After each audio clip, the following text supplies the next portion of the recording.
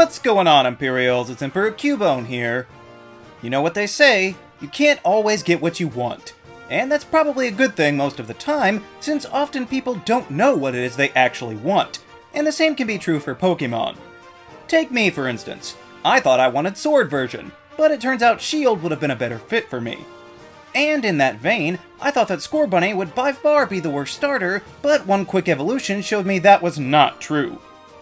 So that got me thinking, what common requests of the Pokémon franchise that people say they always want would actually turn out to be something that they hate, or could drag down the series, because even the best of intentions can go south. So, here are the Pokémon demands you don't actually want. Number 6. Every region. One of the biggest pipe dreams I've heard repeated time and again is for there to one day be a Pokémon game with all of the regions in it, to freely travel and explore everywhere we've already been. Well, as much as that might sound like an amazing thing, I don't think people realize what they're asking for. Firstly, the logistics alone would make it impossible. To imagine picking any region to start, say Hoenn, and then getting 3 or so gym badges and then just popping off to Kalos would be absurd. They would never do it, and even if they did, you wouldn't want it. We've actually regressed quite a bit in terms of open-ended choices, at least as far as gyms go. When in Gen 1, you could take the middle ones in just about any order you want, and nowadays you're locked in tighter than a theme park ride. So if you can't even take one gym out of order, do you really think they wouldn't have Kalos behind 7 other regions first? Because there's no way they would bother coding in scalability. But even if they did, would you really want to be forced to play through Kanto again just to reach your favorite? But that brings us to the second major point. Having all of the regions together either means cranking up the leveling system well beyond 100, or just not caring and dealing with the drudgery. Seriously, by the time you played through 6 other games worth of content, you would need like a level 500 Grubbin to even try and be a challenge. Or they would simply not care and you'd be fighting Pokemon in the mid-teens for most of your playtime. People complain about the Johto level disparity as it is, but it'd be a lot harder to train if it were like that for every region. Honestly, I don't even know where this comes from, since the last game with more than one region was from a decade ago, and there's never been any hint of anything close to 3 regions happening in one packaging. So it's a whole lot of putting the cart before the horsey. These are probably the same people that were upset that Endgame didn't come right after Phase 1, despite the build-up being precisely why it was so great. Plus, this game would be immediately outdated as soon as a new generation came out after it, which would only make people say that it's obsolete, so there's really no winning here.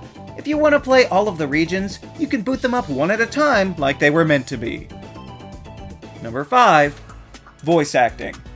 Another request that I've heard on multiple occasions is that Pokemon games would be better if they would just put in some voice acting. Especially moving onto a home console has made it seem like Pokemon games should step up to the level of their peers, but I'm not convinced. I understand that the text reading might feel outdated at this point, since it stems from the limitations of the original Game Boy as a handheld system.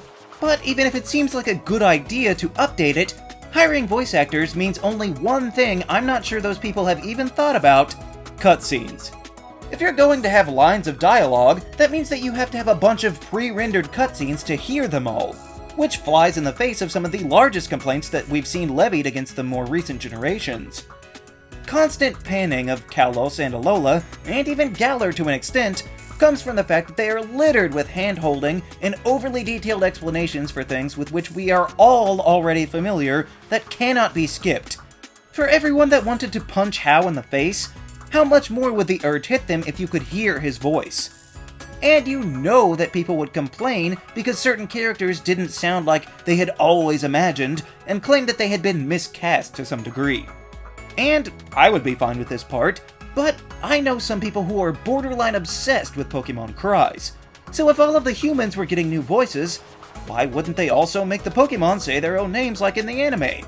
Again, I would actually love that, but the purists out there would have a fit. So unless they're going to seriously dial back the overbearing tutorials, voice acting would make sure that these unskippable scenes would deter anyone from ever replaying these games. or at the very least, the constant chatter during Pokémon battles like the announcer in Pokémon Stadium. The trainer hasn't issued an order. What's the matter, trainer? The Pokémon are entirely different types. There's only one Pokémon against 3. The battle has become one-sided. What's the point of splashing? Number 4. An MMO. This one I've heard a lot, even as far back as Gen 4. And in theory, it could be pretty cool. A massive Pokémon world where you can interact with others from across the globe. I've even looked into some of the fan sites built for such things, but if you think about it for a little bit, you'll realize that it wouldn't be so great. While I've never personally played World of Warcraft or any such thing, I can't imagine that the structure of the game would be anything close to a Pokémon experience. Your standard 8 gyms and evil team wouldn't really work in an open world environment, which incidentally is another demand that some people have for a mainline game, but it's even less likely to happen with hundreds of players at the same time. They could probably get away with something similar to max raid battles, where a number of players would have to team up to fight a Rayquaza nearby or something. But the basic organization of first weak gym to last strong gym would be pretty worthless. They could go with some kind of radically different narrative assembly, but it would be a far cry from anything resembling a Pokémon game. It's not enough just to be in the same universe, otherwise Pokémon Ranger would still be going strong to this day. Although level scaling might work better with the online servers for NPCs, what about other players? You know that there would be tons of trainers that either relentlessly grind or just pay to be the best, that would utterly destroy the casual players who just do it for fun through the inevitable battle and counter system they would have. Plus, Nintendo would never really sign off on this in the first place because so many people online runs the risk of losing control of their branding, in that things inappropriate for children would slip through, unless they heavily crack down with censorship. But that brings us to our next request that you don't actually want. Number 3. A mature Pokémon game. There's a reason Nintendo has their own corner on the video game market. While there might be minor tweaks with Xbox and PlayStation, there's not a lot of meaningful variations between their bread and butter of gray first-person shooters. Whereas Nintendo has their own brand of bright, colorful, family-friendly entertainment. It's basically the Disney of video games. So there's no way they'd sign off on a mature rating for one of their best-performing franchises. That's the why it won't happen, but why don't you actually want it? Well, it goes back to the integrity of the series. Cramming in a bunch of gore into a Pokémon battle would make it not only unrecognizable, but would likely give many fans pause to know that they were actually hurting their beloved creatures, possibly driving them away for good. Furthermore, I've seen some fan-made offerings that did include profanity and other explicit content, and it made the whole thing feel distanced from the rest of what Pokémon should be. You really think parents would ever buy another Pokémon game again if they found out that it had that in there? Kids are the primary audience after all. I realize a good portion of the audience has grown up over the years, but believe it or not, there are adults that don't require blood or coarse language or suggestive material to be entertained. If Pokémon went the hardcore route, they couldn't ever come back from it, and it would irrevocably divide the fandom forever. Adding a slew of unnecessary shocking qualities just for the sake of being different would ruin them. Because even if you have all the same world-building aspects that are expected of you, and you use all of the right imagery, and have the name recognition, if you don't strike the same tone, or if you fail to capture the same heart, you'll never resonate with your core audience. And if you don't believe me, just look at what happened with a Star Wars story called Solo. Number 2. Mega Evolution. This will by far be the most controversial entry on the list. Mega Evolution is a constant topic that has refused to go away since it first appeared. As much as people claim to hate the newer games, or at the very least say they're too easy, they sure love their Megas. But I don't think having them back would be quite the sweet reunion that everyone would hope for. Firstly, did you ever stop to consider that's part of why the newer games were so easy? Having a massive temporary power-up just as the game might start to get a little hard would probably skew the results. Or at the very least, having them back would maintain a stranglehold on the competitive scene. For as many complaints as I heard about Dynamaxing breaking the meta, nobody seemed to have a problem that the same few Megas were running the show a couple of generations ago. But speaking of Dynamaxing, at this point Pokemon is obsessed with adding brand new mechanics every generation, and it would undoubtedly take center stage.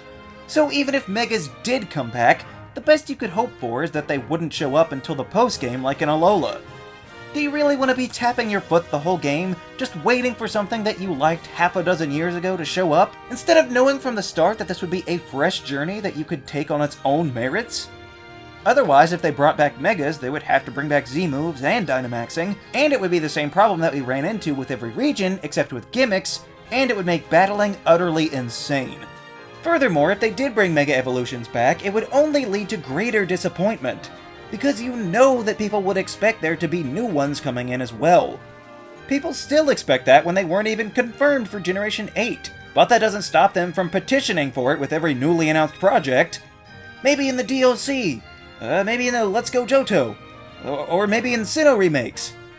But even if they did come back, and they did add new ones, it would still bring disappointment, because they wouldn't be the right choices for new Megas. You know that Flygon would still definitely be left out, as well as the Johto starters. Or, hey, why do all of the pseudo-legendaries get one except for Goodra? They would never be able to cover everybody's favorite, so it would be an even bigger letdown than it is now, and of course they would get rid of it yet again, and it would make the vocal crowd even more upset than they currently are. So they might as well just keep pushing forward, instead of dissatisfying so many people on all sides of the issue. You ever go back to your old school after you graduated? It's just not the same. You can never recapture the magic. And that's okay. Number 1. The next new game.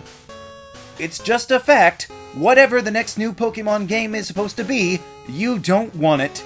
At least, not yet. I firmly believe that the root of most people's problems that they currently have with the Pokemon franchise can be boiled down to the fact that it is an annualized event. Every year there comes some sort of mainline Pokemon game. Although there is still controversy around Let's Go, it was the first Pokemon experience on a home console, which is by itself huge and worthy of comparison. But here's the thing. It's not like it was that long ago when this was not the case. Only since Gen 7 has the annual tradition been going. Granted, that is 5 years in a row, but you would think people wouldn't have such a short memory. There was a year gap between the Hoenn remakes and Sun and Moon, and we were just fine. The competitive players just played in the same wheelhouse, and the rest of us just caught legendaries, or filled out the decks, or shiny hunted, or whatever. Or we even put the game down and went outside. The point is, we didn't need a constant stream of Pocket Monster content to keep us hooked. In fact, most of the generations had a year gap after the first ones came out, leaving people to get familiar with the new region and the new Pokemon before offering more. That was one of the criticisms for the Ultra games coming out 1 day shy of a year after the originals. People were still exploring Alola. Some people hadn't even beaten the game. But the main point for why we need the break is because this annual churn makes the product worse. There's no denying that lots of people have problems with the way things have been going for Pokemon, whether minor or major, but those problems all pretty well stem from the fact that the people making the decisions are on a severe crunch to get the next product out in time, so they have to cut corners, and it also causes creative burnout. Remember back in the good old days when they delayed Gen 4 so it would be ready? You probably don't remember actually, but they did, and it was clearly the right call. And for those saying that Pokemon can't just stop everything because it's a multimedia behemoth with a TV show and movies and other tie-ins to worry about, well, when Diamond and Pearl were delayed, they simply added a new season to the anime about the Emerald Host game, and made really cool movies about Pokemon that you hadn't even seen yet. So they are clearly fine with spinning their wheels for a little bit, and it arguably made for healthier products all around. So that's what we need now. Real-life circumstances might force this anyway, but we need to stop worrying about how we haven't had a new Pokemon game in 6 months, and let the people in charge make the best game they can. Besides, we're already getting a ton of other Pokemon-related material coming down the pipeline. So you're telling me that the new Pokemon Snap, the game 20 years in the making, wouldn't be enough to anchor a whole year by itself? Whether it's Sinnoh remakes, new Let's Go, or even Gen 9, we can all agree that we would rather it be good than soon. After all, former Nintendo boss Miyamoto himself said, "A delayed game is eventually good, but a rushed game is forever bad." And that holds true no matter how much DLC you try and slap on it. If we let go of our instant gratification long enough for Game Freak to have enough time to make a truly stellar experience, I think we would gladly suffer a little gap in our Poke fun.